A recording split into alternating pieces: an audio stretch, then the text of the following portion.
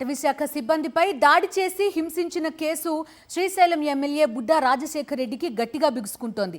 బాధ్యత గల పదవిలో ఉండి విధి నిర్వహణలో ఉన్న ప్రభుత్వ సిబ్బందిపై దాడి చేయడం అటవీశాఖలో తీవ్ర కలకలం రేపింది.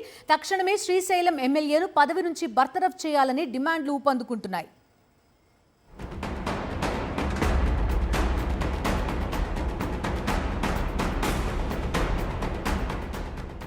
అసలే అధికార పార్టీ ఎమ్మెల్యే, ఆపై మద్యం తాగి ఉన్నారు. అర్ధరాత్రి అటవీ ప్రాంతంలో కాన్వాయ్తో వెళుతున్నారు. శ్రీశైలం అటవీశాఖ చెక్పోస్టు దగ్గర విధుల్లో ఉన్న అటవీశాఖ సిబ్బంది ఎమ్మెల్యే వాహనాలను తనిఖీల కోసం ఆపారు. ఇంకేముంది, మద్యం మత్తులో కారులో ఉన్న శ్రీశైలం టీడీపీ ఎమ్మెల్యే బుడ్డా రాజశేఖర్ రెడ్డి ఒక్క ఉదుటున కారు దిగి అక్కడున్న అటవీశాఖ సిబ్బందిపైకి దూసుకెళ్లారు. ఎమ్మెల్యే వాహనాలనే ఆపుతారా, ఎంత దమ్మురా మీకు అంటూ వాడలేని భాషతో దుర్భాషలాడారు. అటవీశాఖ సిబ్బందిని విచక్షణారహితంగా కొట్టారు. అయినా ఎమ్మెల్యే గారికి కోపం తగ్గలేదు.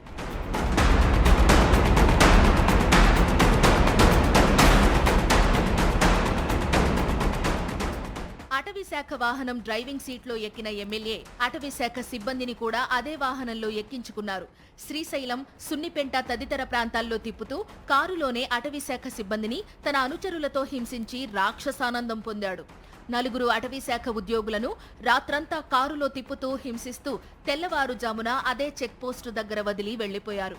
ఎమ్మెల్యే సాగించిన అరాచకం గురించి బాధిత అటవీ సిబ్బంది ఉన్నతాధికారికి తెలియచేశారు.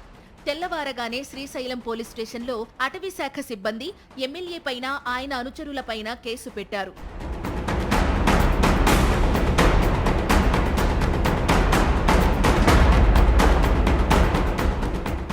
ఎమ్మెల్యేపై ప్రభుత్వం చర్యలు తీసుకోకపోవడం అటవీశాఖ సిబ్బందిలో మరింత ఆగ్రహం తెప్పిస్తోంది.